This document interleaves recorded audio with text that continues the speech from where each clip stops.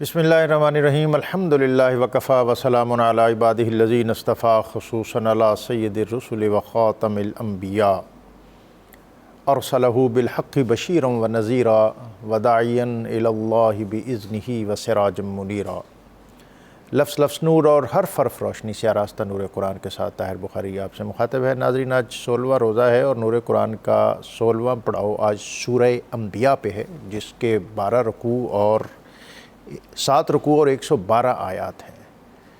اور مکی صورتوں میں سے یہ اہم ترین صورتوں میں ایک ہے جس میں انبیاء کا بہت کثرت کے ساتھ ذکر ہے۔ حضرت ابراہیم علیہ السلام، حضرت نوح علیہ السلام، حضرت ایوب، حضرت داؤد، حضرت سلیمان،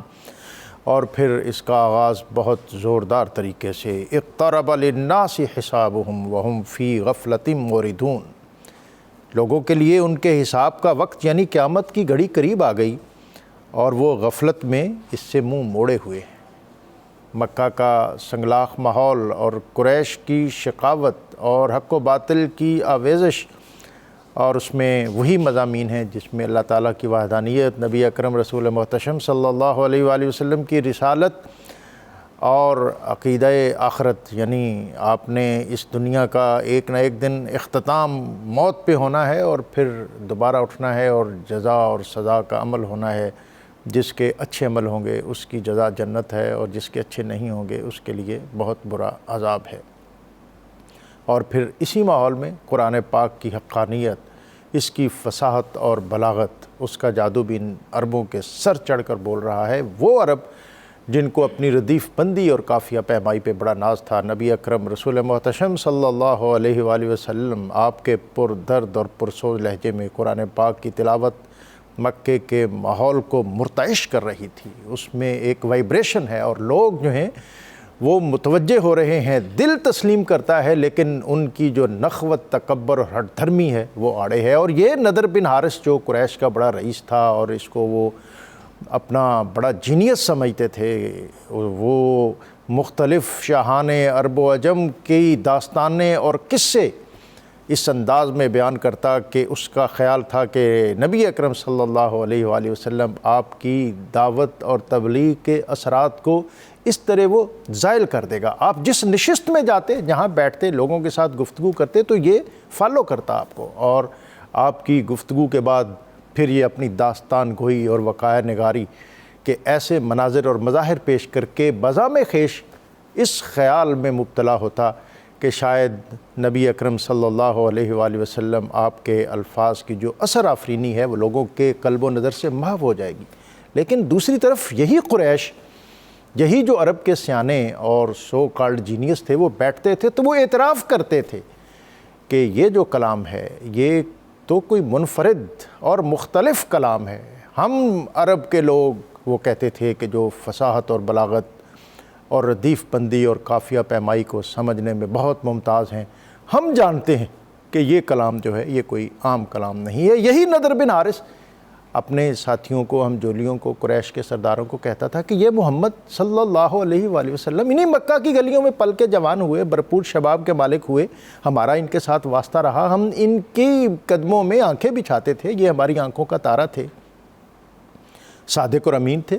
ہم اپنے فیصلے ان سے کرواتے تھے، اپنی امانتیں ان کے پاس رکھتے تھے۔ پھر یکایک ان کے پاس ایک پیغام آیا اور انہوں نے کہا کہ میں وحی الہی کے ذریعے تمہیں اللہ تعالیٰ کی راہ کی طرف اور اس کی وحدانیت کی طرف بلاتا ہوں، اور ہماری اور ان کی آویزش ہو گئی، اور پھر ہم نے ان پر الزام لگایا کہ یہ ساحر ہیں۔ دیکھو، میں جانتا ہوں کہ سحر کیا ہوتا ہے، جادو کیا ہوتا ہے۔ لا واللہ ما ہوا بساحر، یہ نبی اکرم صلی اللہ علیہ وآلہ وسلم، ان کا کلام، ان کا اسلوب، ان کی گفتگو، اس میں کہیں جادوگری نہیں ہے۔ میں جانتا ہوں، آپ کہتے ہیں کہ یہ شاعر ہیں، میں ردیف بندی اور قافیہ پیمائی کو جانتا ہوں، میں نظم کو جانتا ہوں، میں قصیدے کو جانتا ہوں، میں رزمیہ گفتگو کو جانتا ہوں، لیکن میں تمہیں پورے وثوق سے کہتا ہوں، لا واللہ ما ہوا بشاعر، یہ شاعر نہیں ہیں۔ ان کے کلام کی جو نغمگی ہے، ان کے گفتگو میں جو مضمون آفرینی ہے، اس کے اندر جو جدت ہے، جو ندرت ہے، وہ کسی انسان کے احاطہ خیال اور دائرہ گمان میں نہیں ہو سکتی۔ آپ کہتے ہیں کہ یہ کاہن ہے، مجھے کاہنوں کی مسجع اور مقفع عبارات کا علم ہے، مجھے پتہ ہے کہ کاہن کیا ہوتے ہیں، ان کا اسلوب کیا ہوتا ہے، ان کا ڈھنگ کیا ہوتا ہے، ان کرتب کیا ہوتے ہیں، ان کی کیا شعبدہ بازیاں ہوتی ہیں۔ لا واللہ ما ہوا کاہن، یہ نبی اکرم محمد مصطفیٰ کریم صلی اللہ علیہ وآلہ وسلم یہ جو کلام پڑھتے ہیں یہ کسی کاہن کا کلام نہیں ہے۔ یہ وہ اعتراف ہے جو مکے کے قریش، جن کے دل شقاوت اور نخوت سے لبریز اور دشمنی سے بھرے ہوئے تھے، وہ بھی قرآن پاک کی اثر آفرینی اور نبی اکرم صلی اللہ علیہ وآلہ وسلم آپ کی شخصیت کے آگے سرنڈر کیے ہوئے تھے، اور وہ یہ بات کہنے پر مجبور تھے کہ یہ بات ہم تنہائی میں، تخلیے میں، خلوت میں مانتے ہیں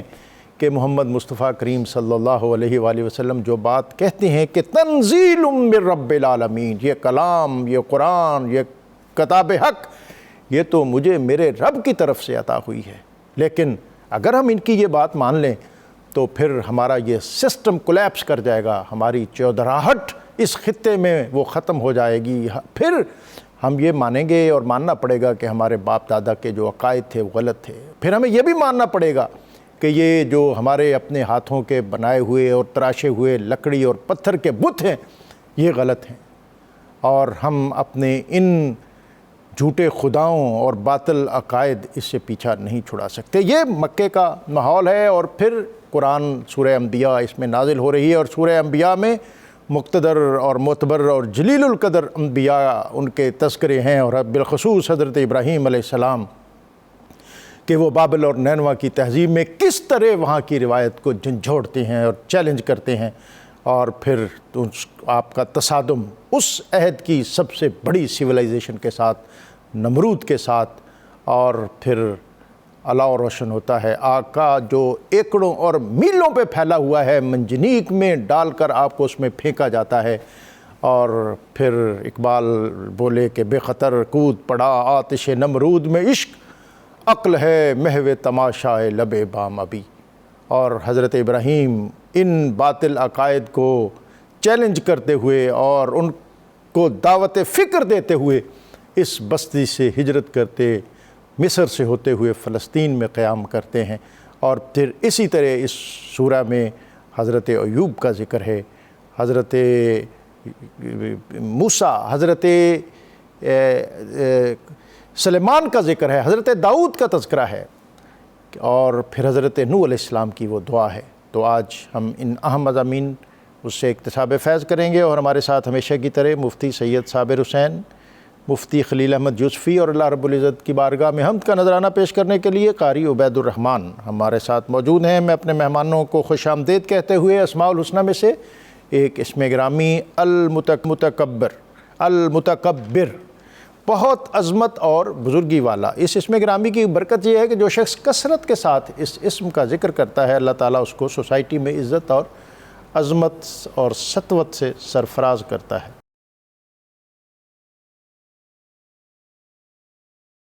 آج سورہ انبیاء اور پھر 70واں پارہ بھی ہے، اور اس میں اس کا تعارف بھی ہے، اور ایک جو انسانی فطرت ہے کہ وقت سے پہلے چاہتا ہے اور مقدر سے زیادہ چاہتا ہے۔ امام غزالی نے کہا کہ انسان کے مسائل دو وجہ سے ہیں، وقت سے پہلے چاہتا ہے اور مقدر سے زیادہ چاہتا ہے۔ عجلت پسندی، جلد بازی جناب۔ جی بسم اللہ الرحمن الرحیم، اللہم صلی علی سیدنا و مولانا محمد معدن الجود والکرم و آلہ و بارک وسلم۔ جی ڈاکٹر صاحب، آج سورہ انبیاء ہے اور آپ نے انٹرو میں اس کا تعارف بھی کرایا۔ بیسیکلی جیسا کہ نام سے ہی ظاہر ہے کہ اس میں 17 انبیاء کرام کا ذکر ہمیں ملتا ہے، اور ان میں 6 انبیاء کرام کا خصوصیت کے ساتھ اللہ تعالیٰ نے تفصیل سے ذکر فرمایا ہے۔ اور ان انبیاء کے ذکر سے پہلے اللہ رب العزت نے ان لوگوں کے بارے میں کہ جو قیامت کے منکر تھے ان کا ذکر کر کے ان کو دلائل کے ساتھ، 5 تکوینی دلائل کے ساتھ جو ہے قیامت پر ایمان لانے، آخرت پر ایمان لانے کی دعوت دی ہے۔ اور پھر ساتھ ہی ان لوگوں کو کہ جب رسول اللہ صلی اللہ علیہ وسلم نے انہیں بتایا کہ قیامت آئے گی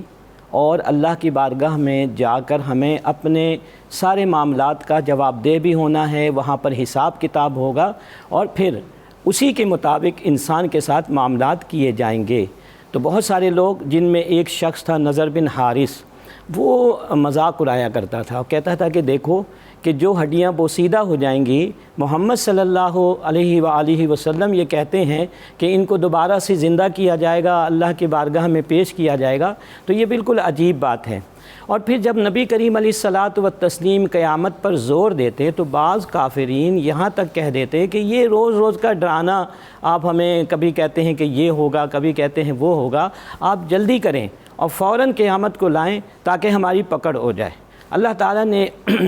14ویں پارے کی جو سورہ مبارکہ ہے، سورہ النحل، اس کی پہلی آیت کریمہ میں بھی فرمایا کہ اتا امر اللہ فلا تستعجلوہ، کہ اللہ کا جو امر ہے وہ واقع ہو کے رہے گا، تم اس میں عجلت پسندی کا مظاہرہ نہ کرو۔ پھر رب کائنات نے اسی سورہ مبارکہ میں، جس کی طرف آپ نے اشارہ فرمایا، آیت نمبر 37 میں ارشاد فرماتا ہے کہ خلق الانسان من عجل، کہ انسان جو ہے عجلت پسند پیدا کیا گیا، اس کی سرشت کے اندر، اس کی فطرت کے اندر جلد بازی کا عنصر موجود ہے۔ پھر فرمائے کہ سأوریکم آیاتی فلا تستعجلون، تم یہ جو مطالبہ کر رہے ہو کہ قیامت جلدی آ جائے، تمہیں اس کی جلدی نہیں کرنی چاہیے، ہم عنقریب اپنی ساری نشانیاں تمہیں دکھائیں گے، لیکن وقت کے ساتھ شیڈول ہم نے طے کیا ہوا ہے۔ بالکل ہر چیز جو ہے وقت پر ہی واقع ہوگی۔ اب اللہ تعالیٰ نے یہاں اس بات کی طرف بھی اشارہ، بلکہ عجلت پسندی کے حوالے سے میں عرض کروں کہ وقت سے پہلے کسی چیز کو طلب کرنا یہ عجلت پسندی ہے اور یہ ایک اچھا عمل نہیں ہے۔ کئی دفعہ انسان جو ہے وہ جلد بازی کی وجہ سے بہت ساری غلطیاں کر بیٹھتا ہے۔ اسی وجہ سے اہل عرب عجلت پسندی کو تمام برائیوں کی جڑ قرار دیتے ہیں کہ عجلت پسندی کے انسان کو نقصان جھوٹ بولنے کی وجہ سے بھی ہوتا ہے، انسان کو نقصان جو ہے ہر غلط کام سے ہوتا ہے، لیکن عجلت پسندی ایک ایسا عمل ہے جس کے بارے میں یہ کہا گیا کہ بہت سارے نقصانات اس ایک غلطی کی وجہ سے اور ایک خصلت کی وجہ سے انسان کو جو ہے وہ پہنچتے ہیں۔ اسی وجہ سے قرآن مجید فرقان حمید میں ایک اور مقام پر اللہ نے ارشاد فرمایا کہ وَيَدْعُ الْإِنسَانُ بِالشَّرِّ دُعَاءَهُ بِالْخَيْرِ، جو ابھی آپ نے بھی اشارہ فرمایا کہ چاہتا ہے کہ جلدی ہو جائے۔ تو کئی دفعہ کیا ہوتا ہے کہ اس جلد بازی کی فطرت کی وجہ سے انسان شر کو ایسے طلب کرتا ہے جیسے کہ وہ خیر کو طلب کر رہا ہے، جبکہ اللہ نے ہر چیز کو مقدر کیا ہوا ہے۔ میں نے ایک حدیث مبارک پڑھا جس کا مفہوم مجھے یاد ہے کہ کل قیامت کے دن ایک شخص کو جنت میں داخل کر دیا جائے گا اور وہ جنت کے اندر بہت ساری نعمتوں کو دیکھے گا۔ وہ سوچے گا کہ یا اللہ، میں نے اتنی نیکیاں بھی نہیں کی کہ تو نے اتنی نعمتیں مجھے عطا فرما دی۔ تو وہ پوچھے گا رب کائنات سے، تو رب کائنات فرمائے گا کہ تم دنیا میں مجھ سے دعائیں کیا کرتے تھے اور بہت انہماک کے ساتھ کیا کرتے تھے، لیکن دنیا میں ان دعاؤں کا جو نتیجہ اس میں تمہارے لیے خیر نہیں تھی، تو میں نے ان دعاؤں کو مؤخر کر دیا اور آج انہی دعاؤں کی وجہ سے تمہیں یہ نعمتیں مل رہی ہیں جو دنیا میں قبول نہیں ہوئی۔ اب انسان تو یہ چاہتا ہے کہ اس کی ساری دعائیں دنیا میں ہی قبول ہو جائے اور آنے واحد جلدی ہو جائیں، ہاں فی الفور قبول ہو جائے۔ تو وہ شخص وہاں کہے گا اے اللہ، اے کاش کہ دنیا میں میری کوئی دعا قبول نہیں ہوتی۔ تو جلد بازی جو ہے کئی دفعہ جو ہے اخروی نعمتوں سے محرومی کا بھی ذریعہ جو ہے بن جاتی ہے۔ مفتی صاحب آپ اس پہ کچھ کمنٹ کرنا چاہیں؟ اور آگے موضوع بہت اہم ہے، صنم کدا ہے جہاں اور مرد حق ہے خلیل، یہ بات وہ ہے جو پوشیدہ لا الہ میں ہے۔ جناب بسم اللہ والصلاة والسلام علی رسول اللہ۔ اتنا ہی صرف اس کے اندر کمنٹ کروں گا کہ ہمارے جامعات کا جو تدریسی نظام ہے اس میں پہلے سال میں فارسی کی کتابیں جو پڑھائی جاتی، اس میں جلدی کے اوپر ایک جملہ بیان کیا جاتا ہے کہ تعجیل را کار شیاطی بود، کہ جلد بازی یہ شیطان کا کام ہے، صالحین کا کام تدبر و تفکر اور آہستہ آہستہ معاملہ چلانا۔ حضرت سیدنا ابراہیم خلیل اللہ علیہ السلام کے بارے میں جو اللہ تعالیٰ گفتگو ارشاد فرما رہا ہے، آغاز اس سے ہے وَلَقَدْ آتَيْنَا إِبْرَاهِيمَ رُشْدَهُ مِن قبل، کہ ہم نے ابتداً ہی ابراہیم علیہ السلام کو رشد و ہدایت والا بنایا ہوا تھا۔ سبحان اللہ۔ 11 سال کی عمر تھی کہ جب آپ نے اپنے آباء و اجداد کو بتوں کے سامنے آستین پھیلائے اور بیٹھے ہوئے عبادت کے انداز میں دیکھا تو آپ نے سوال کیا یہ کیا کر رہے ہو؟ یعنی آپ 11 ہی سال کی عمر میں اللہ تعالیٰ کی طرف سے اس راہ کی طرف آئے ہوئے تھے جو راہ جس کو اللہ تعالیٰ فرماتا ہے ہر باطل سے جدا ہے۔ تو انہوں نے کہا ہم نے اپنے آباء و اجداد کو ان کی عبادت کرتے ہوئے دیکھا۔ تو قرآن مجید یہ کہتا ہے کہ اپنے بڑوں کی لکیر کا فقیر نہیں ہونا اگر وہ گمراہ ہو،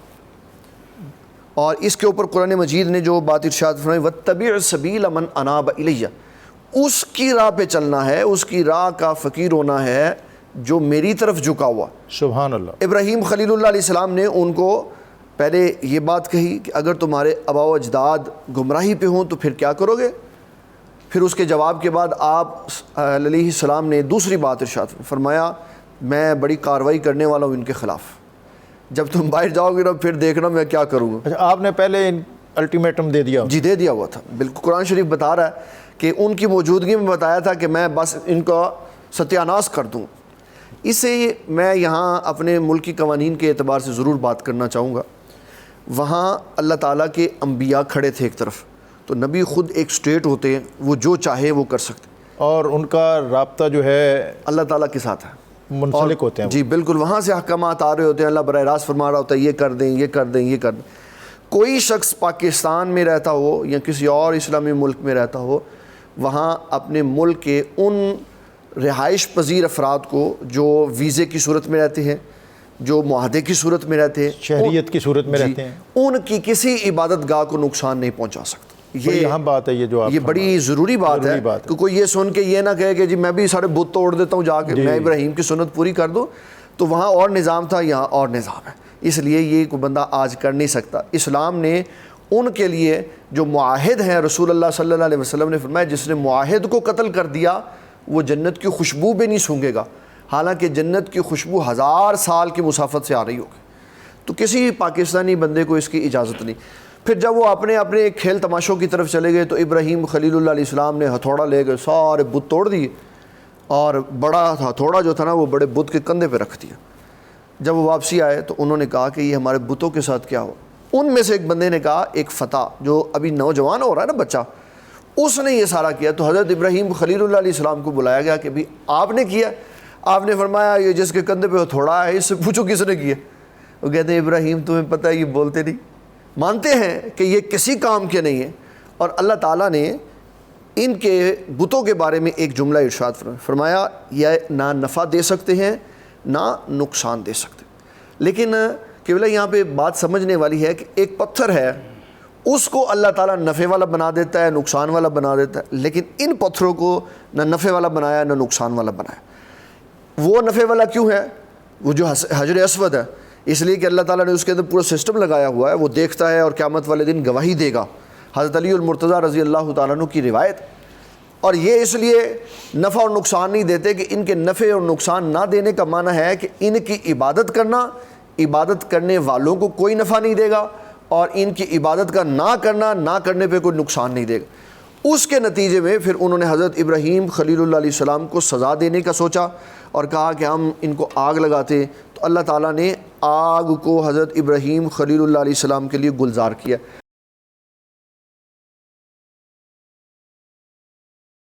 اور یاد کرو داؤد اور سلیمان کو جب وہ فیصلہ کر رہے تھے کھیتی کے جھگڑے کا، جناب آیت 78 79 حضرت داؤد اور حضرت سلیمان کا حضرت ابراہیم علیہ السلام کا جو اللہ تعالیٰ نے ذکر فرمایا تفصیل کے ساتھ، مفتی صاحب نے اس کی وضاحت فرمائی کہ اچھا اس میں حضرت ابراہیم علیہ السلام کے اس واقعے کے اندر ایک جو بہت اہم نقطہ ہمیں ملتا ہے پورے واقعے میں، وہ یہ ہے کہ جو مبلغ دین ہیں، جو دین کی تبلیغ کرتا ہے، اللہ کی راہ کی طرف لوگوں کو بلاتا ہے، اس پر مشکلات تو آتی ہیں، لیکن اللہ کی یہ سنت ہے کہ اللہ تعالیٰ اسے اکیلا نہیں چھوڑتا سبحان اللہ، اور اس کی مدد فرماتا ہے، جیسا کہ حضرت ابراہیم علیہ السلام کے اس واقعے کے بعد آخر میں اللہ نے فرمایا کہ وَأَرَادُوا بِهِ كَيْدًا فَجَعَلْنَاهُمُ الْأَخْسَرِينَ، کہ انہوں نے تو حضرت ابراہیم کو نقصان پہنچانے کا سوچا لیکن ہم نے ان کو نقصان پہنچانے سے باز رکھا اور ان کو نقصان پہنچا دیا اور ان کو ناکام و نامراد کر دیا۔ یہ جو آیت نمبر 78 اور 81 ان دو آیات کے درمیان جو واقعہ اللہ نے بیان فرمایا ہو حضرت سلیمان اور حضرت داود علیہ السلام کے بارے میں۔ یہ دونوں رشتے میں باپ بیٹے تھے، حضرت داود والد محترم تھے اور حضرت سلیمان فرزند ارجمند تھے۔ قرآن مجید میں ایک اور مقام پر اللہ نے ان دونوں کی تعریف ان الفاظ میں کی کہ وَلَقَدْ آتَيْنَا دَاوُودَ وَسُلَيْمَانَ عِلْمًا، ہم نے داود کو بھی اور سلیمان کو بھی علم و حکمت عطا فرمائی تھی، اور وہ اللہ تبارک و تعالیٰ کی اس نعمت پر اللہ کا شکر بجا لاتے تھے۔ یہ جو واقعہ سورہ الانبیاء میں ہے، اللہ تعالیٰ نے فرمایا کہ وَدَاوُودَ وَسُلَيْمَانَ إِذْ يَحْكُمَانِ فِي الْحَرْثِ، کہ اور داود اور سلیمان جب کہ انہوں نے ایک کھیتی کے بارے میں فیصلہ کیا،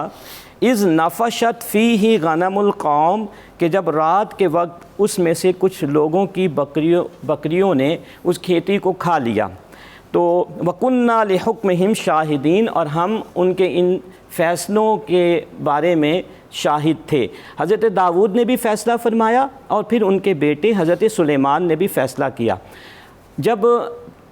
قوم ان کے پاس آتی ہے حضرت داود کے پاس اور کہتی ہے کہ ان فلاں کے بکریوں نے ہماری کھیتی کو کھا لیا تو آپ فیصلہ کریں، تو حضرت داود علیہ السلام نے وہاں پر جو اصول کے مطابق فیصلہ فرمایا، جو اصول کے مطابق وہ یہ کہ چونکہ بکریوں نے کھیتی کو کھایا اور کھیتی کا جو نقصان تھا وہ بکریوں کی قیمت کے برابر تھا، لہٰذا آپ نے کہا کہ یہ ساری بکریاں جو ہیں وہ کھیتی والوں کو دے دی جائیں۔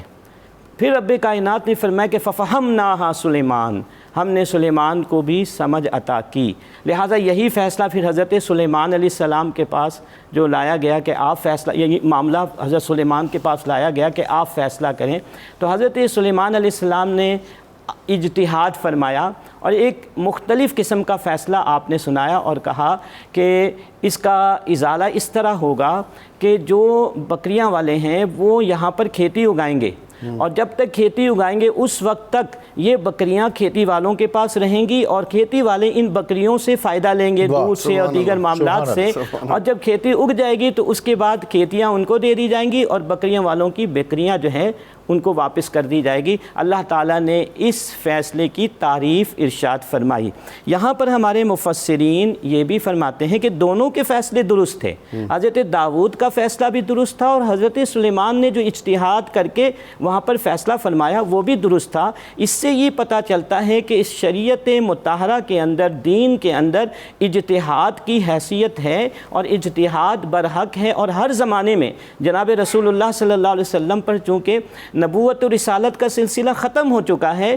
لیکن اجتہاد جو ہے آپ کی امت کے اندر ہے کہ ہر زمانے کے جو نت نئے مسائل ہیں جن کو امت فیس کرتی ہے ان پر اجتہاد کے ذریعے سے امت کے لیے کوئی حکم بیان کیا جائے اور امت کے لیے آسانیاں جو ہے پیدا کی جائیں۔ تو ہمارے مفسرین فرماتے ہیں کہ اس واقعے سے ہمیں پتہ چلا کہ اجتہاد برحق ہے اور مجتہد کو چاہیے، جس کے اندر مجتہدانہ صلاحیت ہے، وہ اپنے آپ کو آئسولیٹ نہ کریں، بلکہ جہاں دیکھے کہ امت کے لیے کوئی نیا مسئلہ درپیش ہے اور اس میں امت کو رہنمائی کی ضرورت ہے تو وہ اجتہاد ضرور کرے۔ یہ حضرت سلیمان علیہ السلام کی سنت طیبہ ہے۔ حضرت سلیمان علیہ السلام ظاہر ہے وہ تو ایک مرکزیت تھی جی،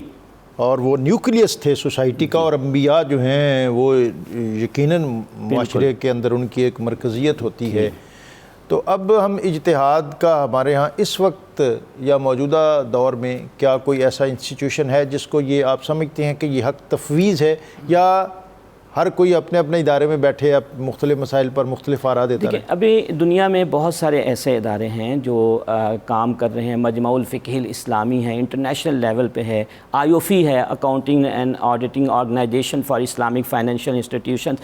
بیسیکلی یہ اجتہادی ادارے ہیں، جو کچھ ادارے تو ایسے ہیں جو خاص کسی پرٹیکولر ایریا کے اندر اجتہاد کر رہے ہیں، کچھ ایسے ہیں جیسے مجمع الفقہ الاسلامی ہیں جو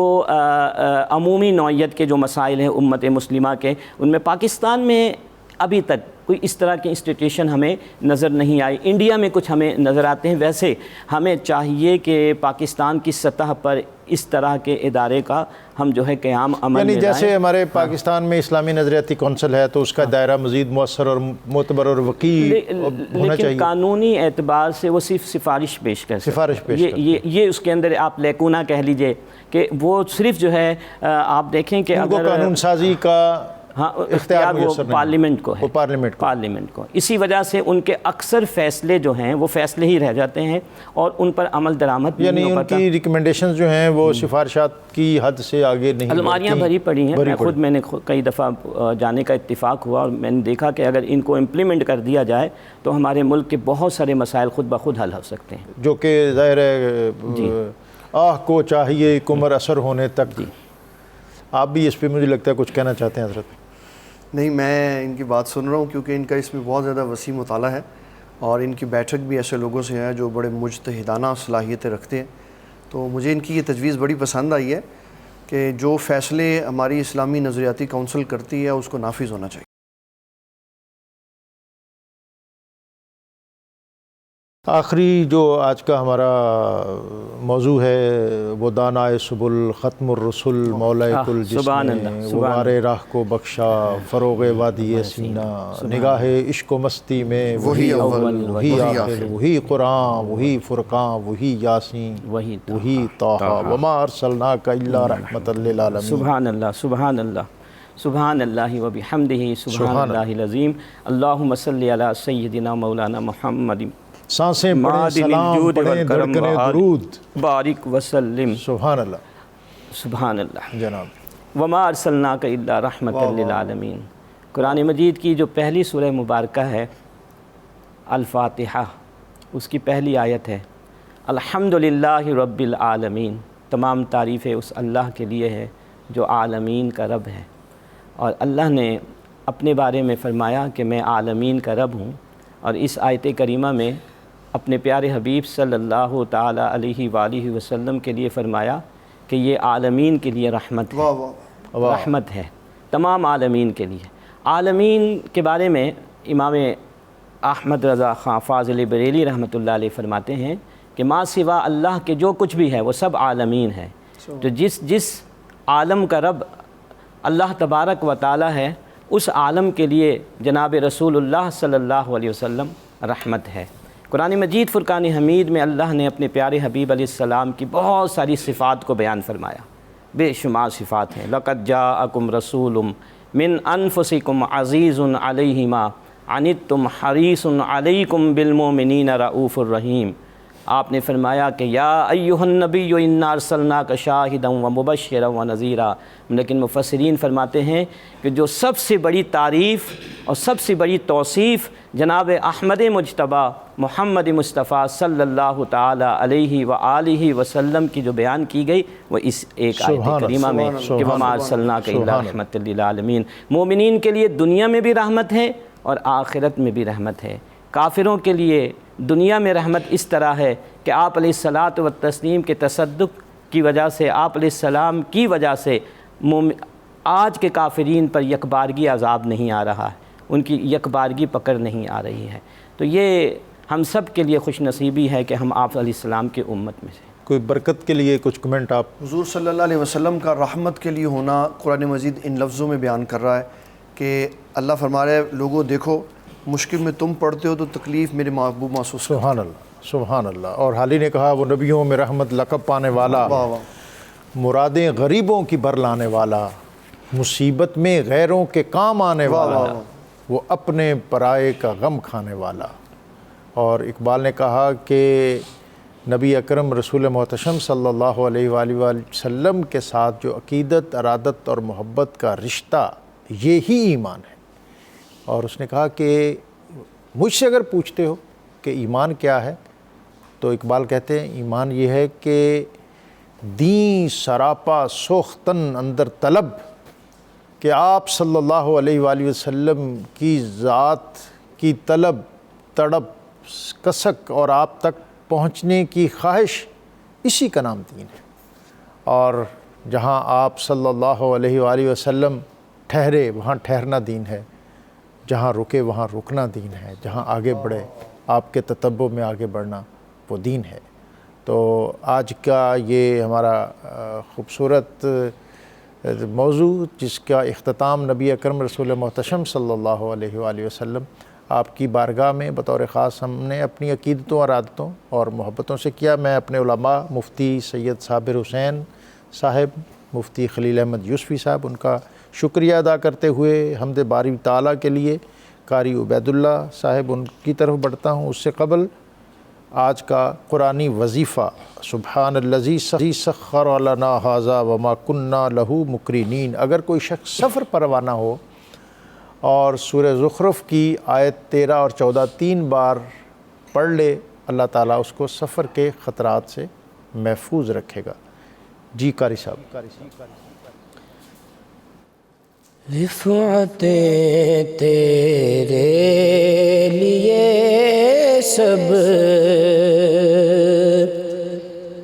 عظمتیں تیرے لیے،